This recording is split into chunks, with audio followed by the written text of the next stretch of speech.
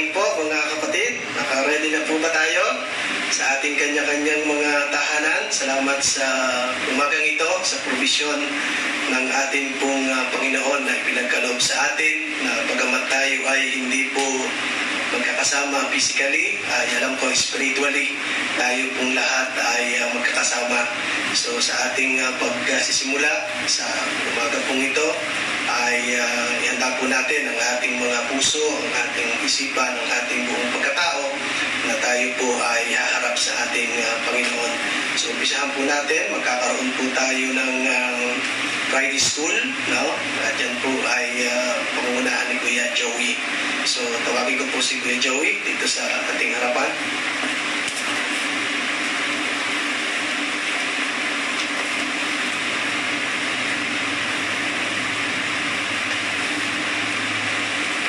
Good morning po sa ating lahat and welcome po sa gawain ng ating Panginoon.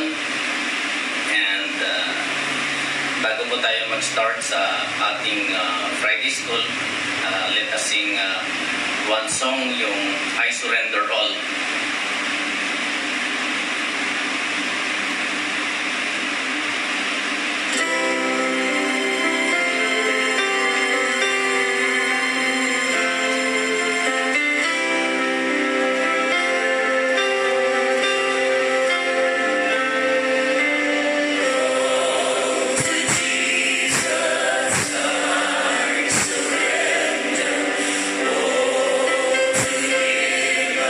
Life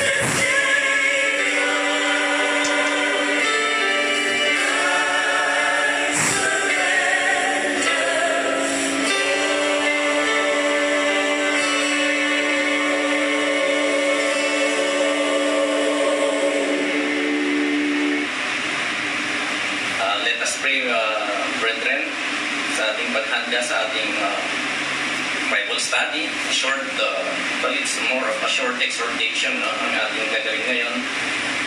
And let us bow down our heads and let us pray. Heavenly Father, we thank so much again, Lord, for this wonderful day that you have given to each and every one of us. Despite this pandemic na nangyayari, Father God, you still have given us a time to come before Thy presence. First of all, to praise You, to worship You, O God, in spirit and in truth. And despite all this na nangyayari sa aming buhay, O Father God, sa buong mundo, O Father God, Lord, there is always a time for us to come together as a church, virtually man ito, Father God, that we know that in our hearts we are all together. And we just want to praise You and worship You, O Father God. But we ask You, O God, for Your cleansing, that may search our hearts and minds, O Father God. That if there's anything, O God, that will prevent us from lifting to You all our praises, our worship, O God, our petitions, our supplications, O Father God, Lord, may You forgive us of all our sins, whether in words, in action, or in thought, O God. We have done it intentionally or unintentionally. Lord, may You cleanse us with the precious blood of Son Jesus Christ and make us worthy, O Father God, to receive Thy blessings through Your words na ibibigay Mo sa amin. Sa mga pangako, Father God, sa mga commands na ibibigay Mo sa amin sa pamamagitan ng aming pag-aaral ng Iyong salita, O Diyos. Lord, may Your promises will stand today in our hearts, O Father God. And this we pray in the mighty of Son Jesus Christ, our Lord and mighty Savior. Amen. So, ang ating pong pag-aaralan ngayon is about yung pangako na binigay ng ating Panginoon sa Book of James, chapter 4, verses 13 to 17. Mga 5 verses po to, but our main text is nandun po sa verse 15. Hindi ko na magbasahin lahat. We will read the verses as we go along. But our main text is in verse 15. Nang sabi niya, "For that ye ought to say, if the Lord will, we shall live and do this or that." Ito pong message actually na to, it's adapted from a sermon na binigay ng isang pastor na kaibigan. It is directly related dito sa pandemic, although it's a modified version ng kanyang message. To fit this exhortation, no? But the message will be the same. The context will be the same. Na it will address yung nangyayari ngayon, yung today's pandemic. Nung nangyari yung pandemic na to, lahat po ng gawain ng mga tao, it cuts yung pagka-busy natin, biglang naputol, no? Yung normal lifestyle natin was suddenly cut off. Kung titingnan natin yung salita ng Diyos sa Luke 16, no? Normally may dalawang klase lagi ng tao na nangyayari dito, no? Kung titingnan natin yung Luke 16, verses 19 to 31, ito po yung kwento patungkol ng isang rich man at yung isang beggar, si Lazarus. And I know that you are very familiar with this. At nakita natin doon sa scriptures na yon na both died. Yung buhay nila dito sa mundo is very contrasting. Nung namatay sila, very contrasting din yung destination na pinuntahan nila, no? When they were alive, Lazarus is begging from the rich man for food. Pero pagdating nila sa hell, nabaliktad. It is the rich man who is begging for God's mercy and for Lazarus para i-dip niya yung kanyang finger sa tubig para palamigin ang kanyang dila. Diba? Nagkabaliktad. At tingnan niyo yung statement ni Abraham doon sa verse 25 ng Luke 16. Nasabi niya na kung titingnan na natin, he is reminding the rich man that when he was alive, consume ang kanyang buhay sa pagkagather ng mga riches. Naging busy siya sa worldly things, sa mga kamunduhan, no? Yung yung pag-gather ng mga kayamanan. Pero doon na-remind siya, nasabi niya, yung ginawa mo yon, pero pagdating dito, iba yung riches na tinitignan ng Diyos. At kung babasahin natin yung James, yung kasunod na chapter, no? Yung James chapter 5 verses 1 to 6, ito po ay warning sa mga tao na kung ang focus nila ay patungkol sa pag-gather ng mga kayamanan dito sa mundo.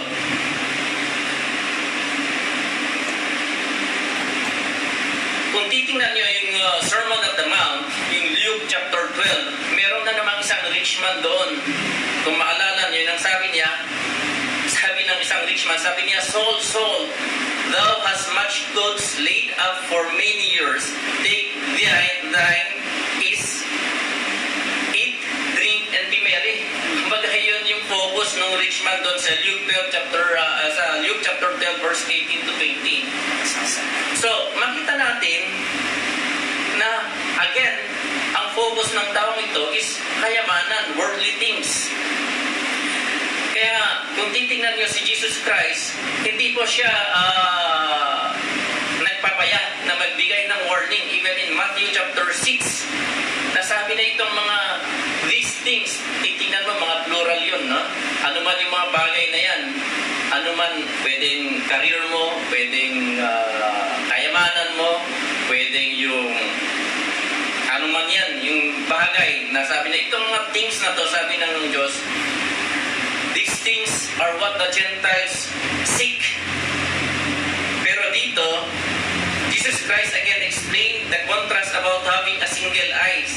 Kung makita niyo sa Matthew 6:22 to 23, na sabi niya, kung single yung mata mo, nakafocus yan sa mga spiritual na bagay, spiritual things. At yung mga double-eyed, sabi niya, full of darkness, evil, and focus on material things.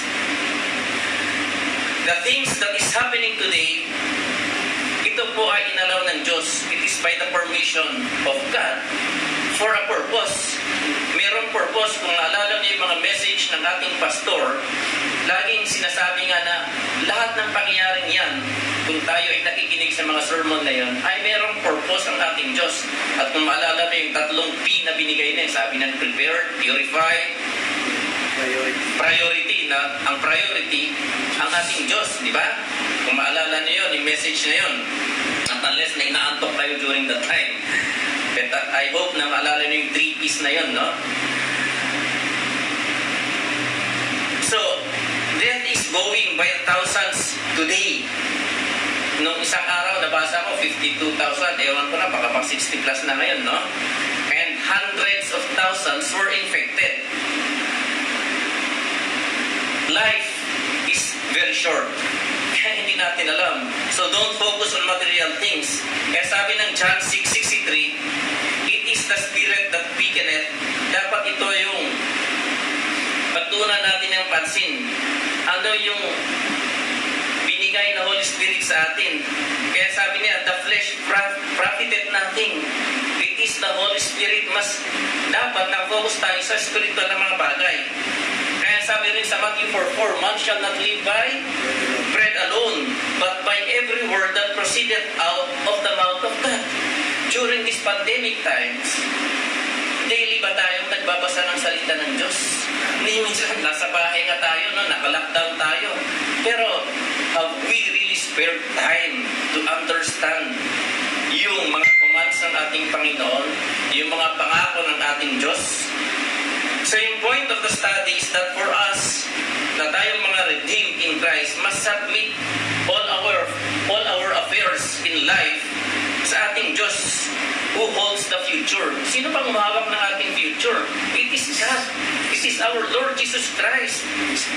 So, ang nangyari kasi, yung verse 15 na nabasa natin sa James chapter 4, yung if the Lord will, minsan karamihan dito, pinaparaphrase natin, God willing. Marami tayong naririnig, even Christians, bukang bibig, God willing. Pero actually, alam ba nila yung meaning ng God willing? Or talagang naging rhetoric na lang, yung parang memorize na lang, di ba? Parang pang beautification. Yung phrase na yun, God willing. Parang declaration na lang sa ating mga bibig instead of declaring talaga yung faith natin na talagang nandun yung pananampalataya mo ng will ng Diyos yung ginagawa mo. God willing ka pero asahan ka, hindi ka nagpapasa. God willing pero wala yung faith mo na yun nga yung problema. Dami kong naririnig. Actually, hindi lang tayo mga Kristiyano gumagamit yan. Even yung mga Islam, di ba? Laging God willing, inshallah, inshallah. Pero kung minsan, kapag tinatanong, ano ba yung ibig inshallah? Pangako ba talaga ng Diyos yan? Actually, pati sila, hindi nila alahat. Ano yan? Laging nasa Diyos daw. Pero actually, in action, wala sa kanila. So, meron akong gusto lang bibigay dito, no? Dito sa verse, yung text natin, yung James chapter 4, verse 13 to 17. Yung first 2, verse 13 and 14, pinigay niya dito yung facts, no? Yung danger na bakit we should live in the will of God. Bakit tayo kailangan mabuhay sa will ng ating Diyos?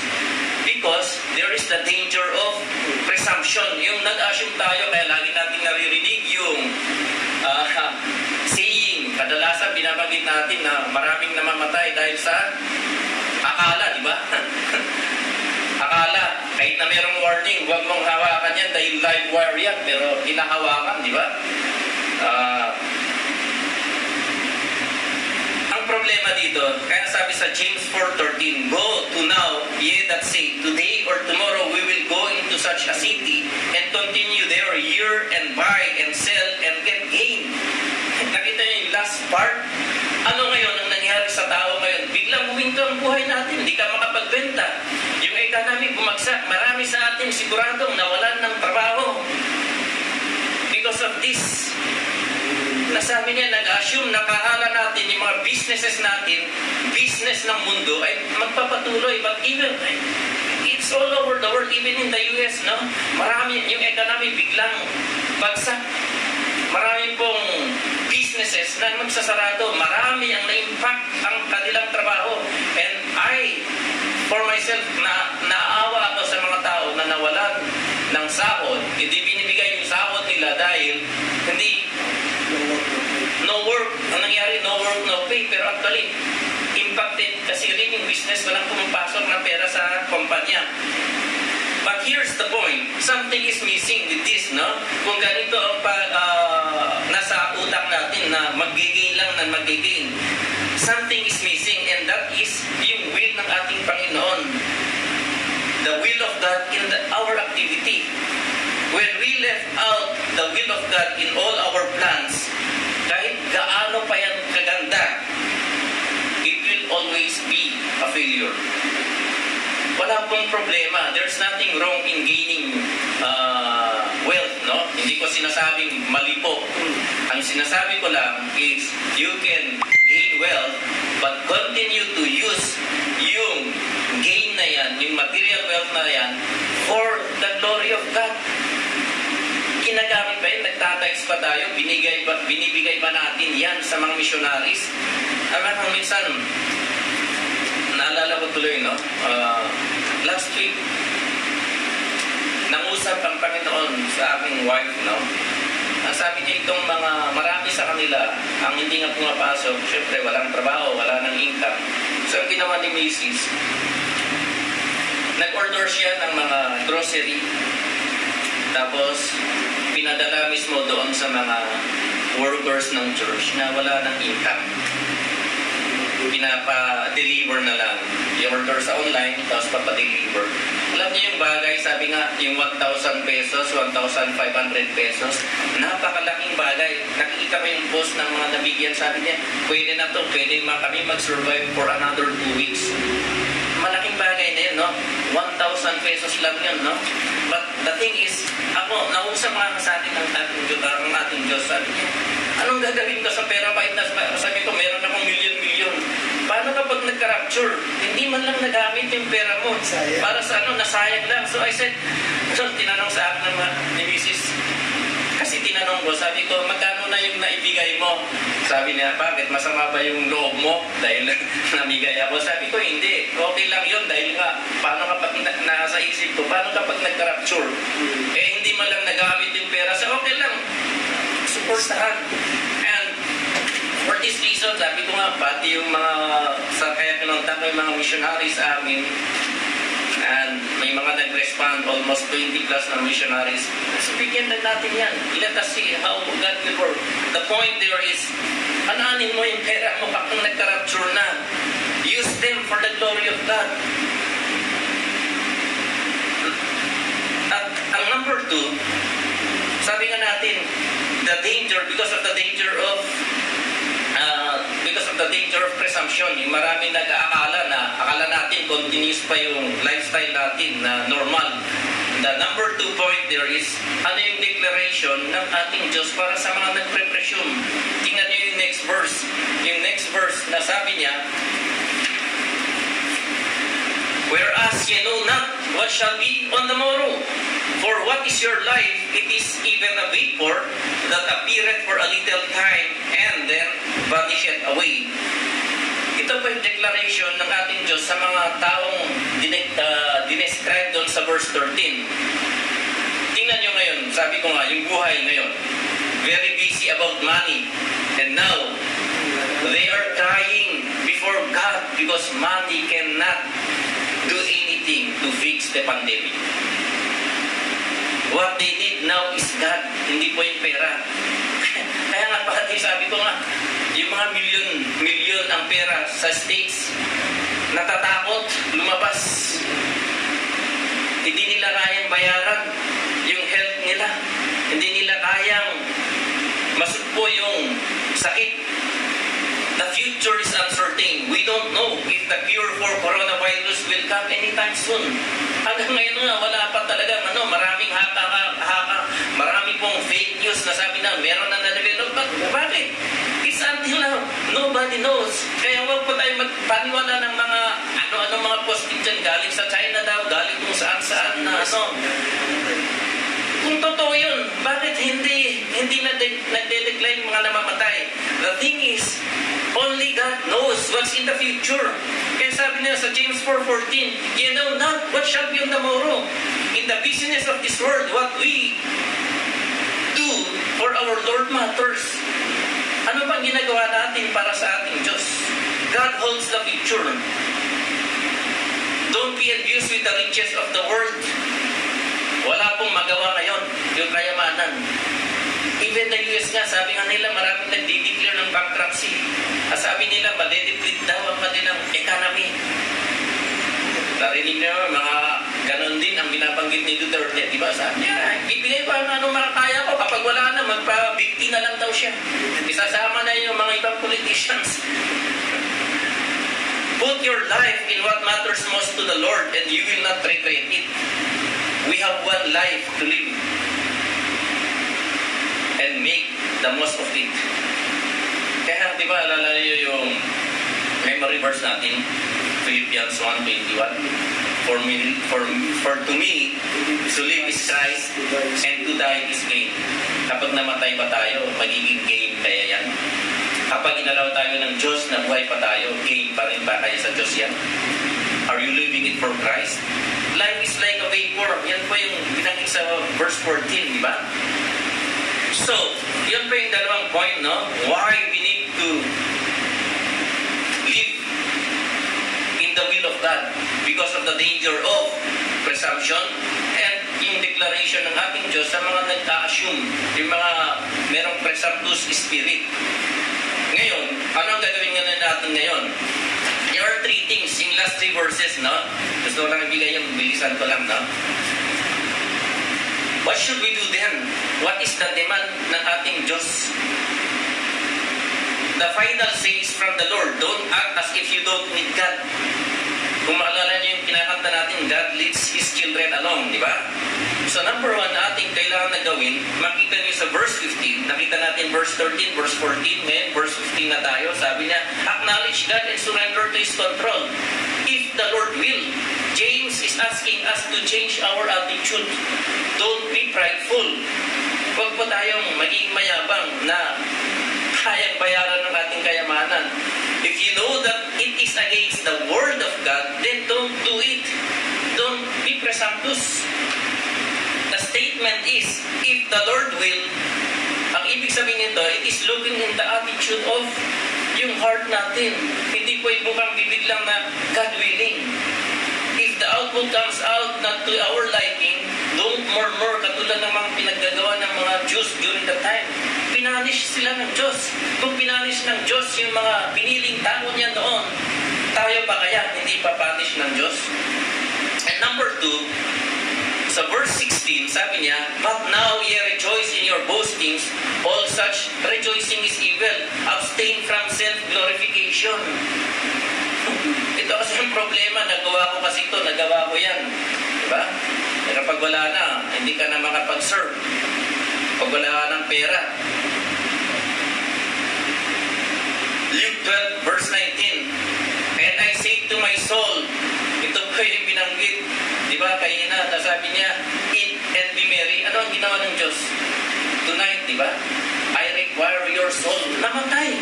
Yung rich man. To those who are busy, diba? Look at life. What shall we eat? What shall we drink? What shall we wear? Yan pa yung nagiging concern natin, diba? Pero ang sabi ng Diyos, yung memory verse natin, Matthew 6 verse 33, "But seek ye first the kingdom of God and His righteousness, and all these things shall be added unto you."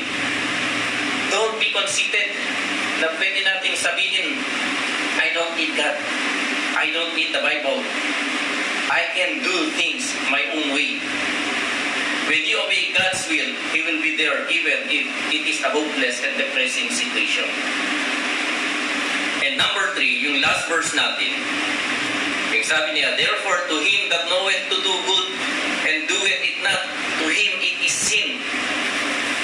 It's about time na dapat gawin mo yung tama. Allow God's grace to work in your life. Yan pa yung third point doon, no? Sabi nga sa 2 Corinthians 8, verses 1 to 2, "Moreover, brethren, we do you to wit of the grace of God." Ano ba yung grace? Binigay ng Diyos kahit na hindi tayo deserving, di ba? "Bestowed on the churches of Macedonia how that in a great trial of affliction, the abundance of their joy and their deep poverty abounded unto the riches of their liberality." Ang pinag-usapan po nito, alam ko po na ito ang pinag-usapan context nito ay patungkol sa pagbibigay. Material things, di ba? But you can still apply it in your lives in other areas of your life. Pero dito, sabi niya, yung grace ng Diyos, kahit na naghihirap yung church doon sa Macedonia, nagbigay pa rin sila kay Paul para suportahan ang ministry niya. James 4:17, "It's about time that you have to do." Kung alam mo kung ano yung tama, gawin mo na. You cannot do it already kapag namatay ka. Hindi mo na magagawa yan. Yung mga commands na to, hindi mo na magagawa. When the grace of God is involved, great things will happen. Ang tanong, how much is your involvement in the work of God? Napaka-busy ba tayo? Are we busy? If you are a Christian, don't wait for God to chastise you. Huwag niyang mantayin to hurt you because you are not involved in His work. Sinachastise ka dahil hindi ka na-involved sa work.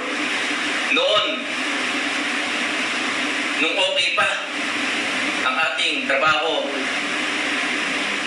hindi tayo nagbibigay ng ating tithes. Ngayon, lalong nawala ang trabaho. Paano na kaya? Diba?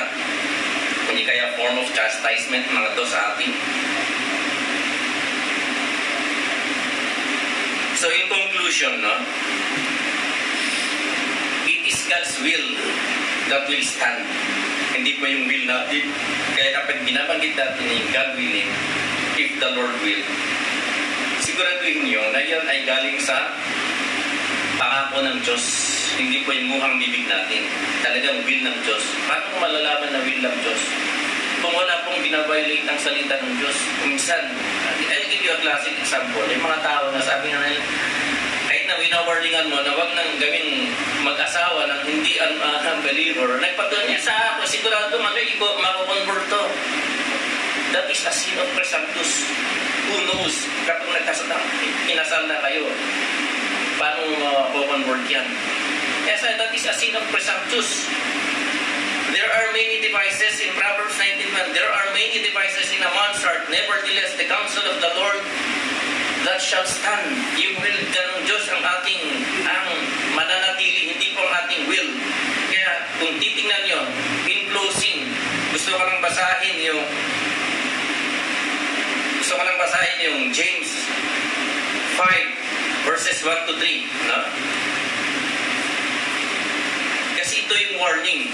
Dito tayo magtatapos, no? Sa James 5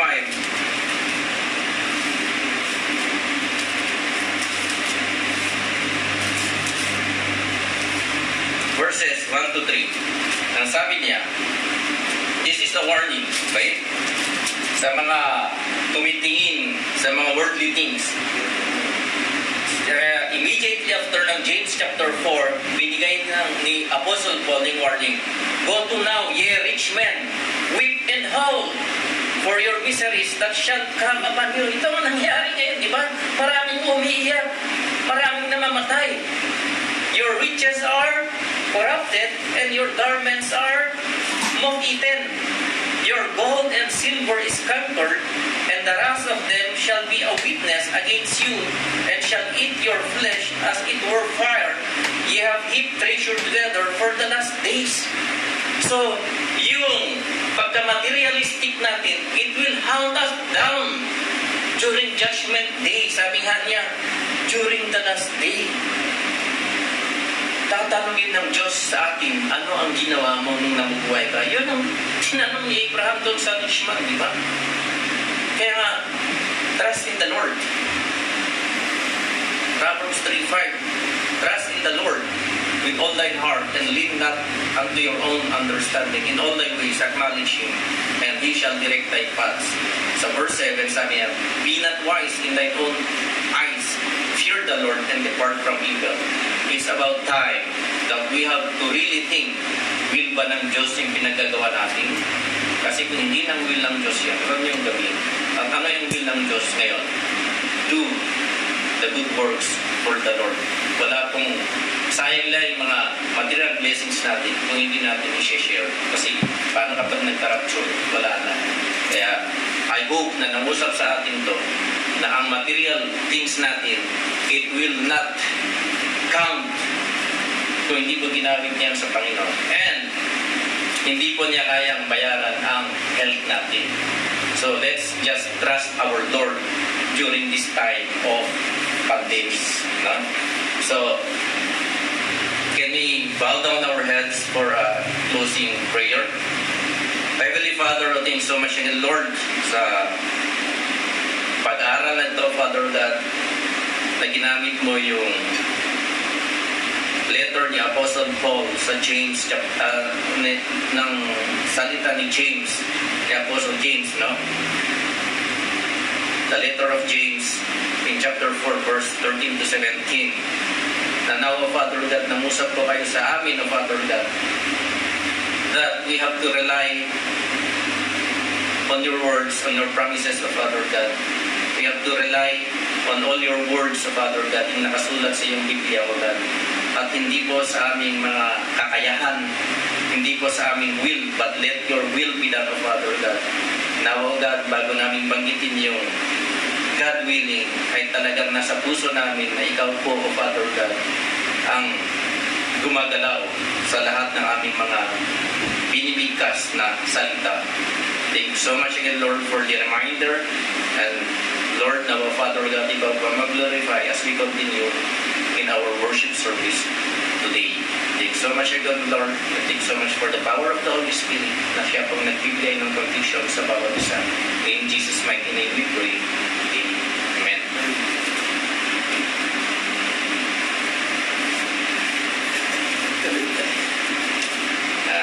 Tutuloy po natin ang ating so na yung outline ko. Ito. So, antayin po natin yung bago tayo mag-start sa ating proper sa worship service. Ito, request ng ating pastor. Pwede po tayo, alam ko, matagal na kayong nakupo sa inyong bahay, no? Pwede po tayong tumayo, no? And I hope, dito, gusto ko lang bagitin, no? Para tayo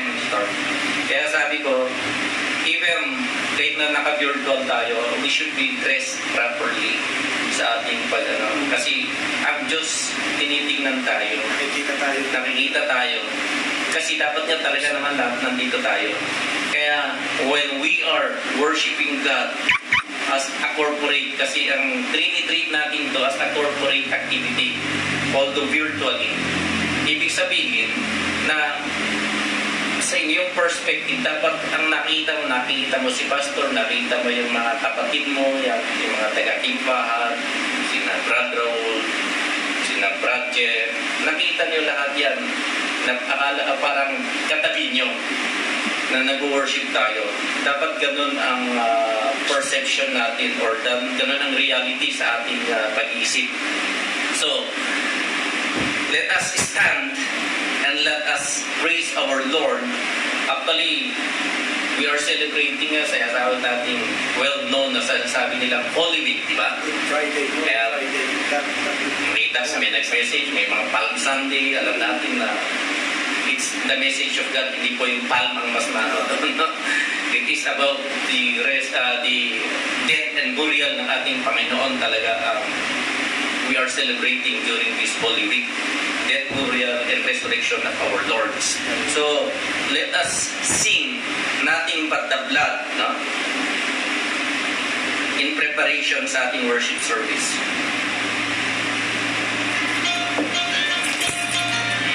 Battery 70%.